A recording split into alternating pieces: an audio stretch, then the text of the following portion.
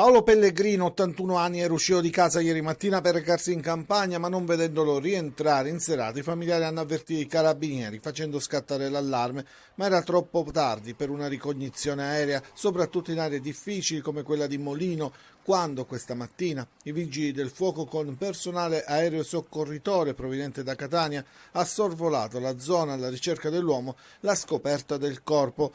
L'uomo, probabilmente per scacciare degli animali che si erano introdotti nella sua proprietà, si sarebbe spinto in una zona piuttosto ripida e sarebbe scivolato in un profondo dirupo, un luogo difficile da raggiungere per i soccorritori a piedi, e quindi è stato necessario l'intervento dell'elicottero. All'arrivo però i medici del 118 non hanno potuto fare altro che constatare la morte del pastore 81enne.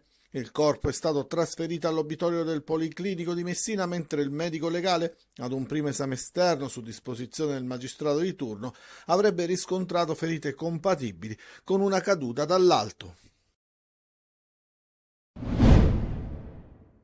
Sale di tono la polemica sulla concessione dei teatri palermitani per il compleanno aziendale del miliardario giapponese Kaoru Nakashima, attualmente in città. Tema dello scontro: il regalo dell'amministrazione a spese della collettività. Per 3 giorni e mezzo dei 7 il Teatro Politeama Garibaldi di Palermo sarebbe stato concesso gratuitamente agli organizzatori dell'evento. Il contratto è stato sottoscritto tra la Fondazione dell'Orchestra Sinfonica Siciliana e la 9PM, che si è occupata del maxi evento. Polemica alla quale il sindaco La Galla risponde ricordando che i contratti risalgono alla precedente amministrazione e che la Fondazione Orchestra Sinfonica che gestisce il teatro opera in piena autonomia, scelte fatte peraltro dalla precedente amministrazione anche del teatro. Invece di spegnere la polemica, però, la replica del sindaco ne aumenta la portata. Viene fuori infatti una lettera del 29 dicembre del 2022 firmata proprio da Roberto La Galla, primo cittadino in carica da 5 mesi, e indirizzata all'ex commissario straordinario della FOS Nicola Tarantino, nella quale si chiede di concedere a titolo gratuito il teatro per 3 giorni al miliardario giapponese. Una concessione che La Galla invita a far gravare sui giorni a disposizione del comune di Palermo per iniziative culturali, come da convenzione di affidamento del teatro. Lettera poi richiamata nel contratto firmato il 23 gennaio di quest'anno. Una polemica che segue lo scambio di battute a distanza fra La Galla e il presidente della regione Renato Schifani, che già si era espresso negativamente sulle scelte operate in questa occasione. La natura violentata dai rifiuti. Siamo nella costa di Targia, zona nord di Siracusa. I volontari hanno deciso di ripulire quest'area. Stiamo facendo questo atto di carità verso la natura, visto che purtroppo la popolazione è sprovvista di educazione civica. Educazione civica sconosciuta a molti. Tanti i rifiuti trovati a 2 passi dal centro comunale di raccolta.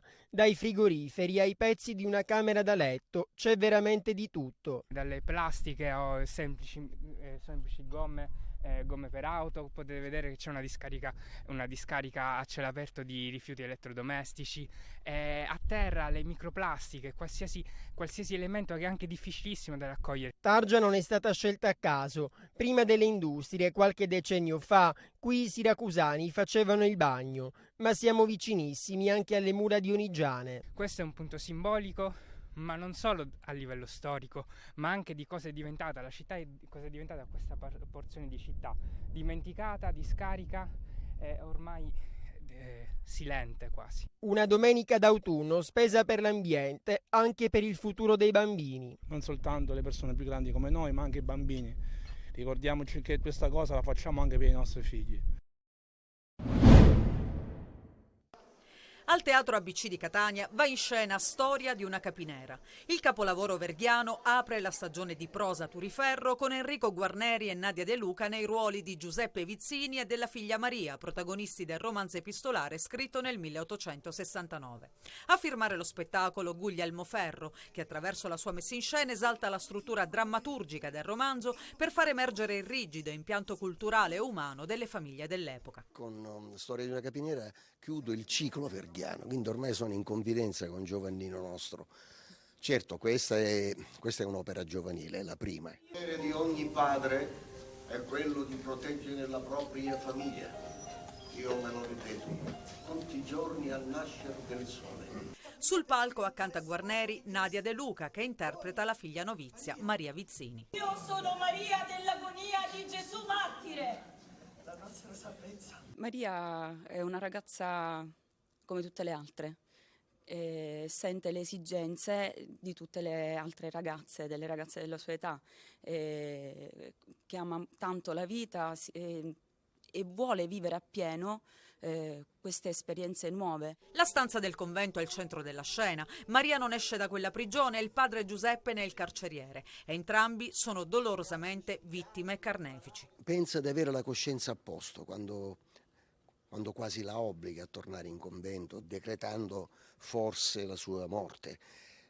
Quindi pensa di avere la coscienza a posto, ma poi lui stesso ha un rigurgito di rimorso e dice: ma allora perché ogni notte mi sveglio con queste sensazioni? Lo spettacolo, una nuova importante produzione firmata Progetto Teatrando, andrà in scena fino a domenica 12 novembre. La stagione di prosa del Teatro ABC proseguirà poi con un ricco cartellone e grandi protagonisti. Tra questi Maria Amelia Monti, Marina Massironi, Giuseppe Zeno, Barbara De Rossi, Pippo Pattavina, Edoardo Leo, Claudio Bisio e Ferzan Ozpetek. Un'altra sconfitta e questa volta salta la panchina. La decisione era nell'aria e si è materializzata nel tardo pomeriggio di domenica. Il Catania ha esonerato Tabbiani dopo l'1-0 rimediato a Potenza. Insieme al tecnico fanno le valigie l'allenatore in seconda Michele Coppola e il preparatore atletico Paolo Bertoncini. La conduzione della prima squadra viene provvisoriamente affidata a Michele Zeoli. L'allenatore dell'Under 19 rossazzurra dirigerà lunedì il primo allenamento in vista della gara Catania-Picerno di Coppa Italia.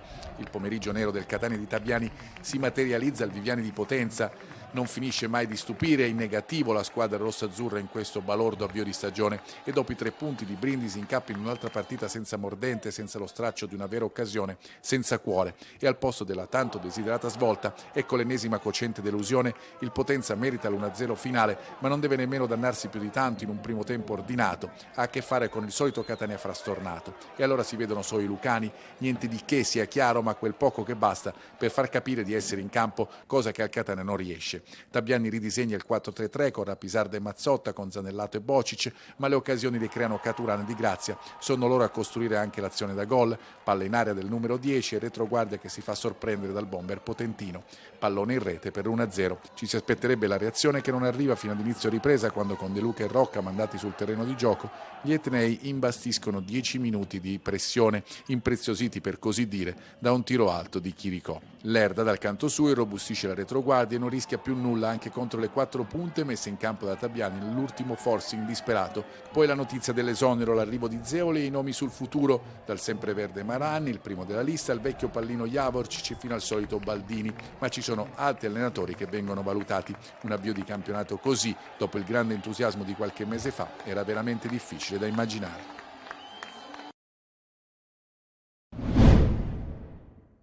I numeri dicono che il Palermo è in una fase di semicrisi. 1 punto nelle ultime 3 partite, 2 sconfitte consecutive e una classifica che inizia a non essere più brillante come prima. La sconfitta di ieri a Marassi per 1-0 con gol di Borini apre numerose crepe nel Palermo, che intanto non sa più vincere. Poi c'è la difesa bucata 5 volte in 3 partite, un dato preoccupante, e poi l'attacco che non graffia più come prima. Dopo il gol di Borini il Palermo ha reagito solo nel finale, sfiorando il pareggio con Mancuso e Soleri, ma i due è come se avessero sparato a salve.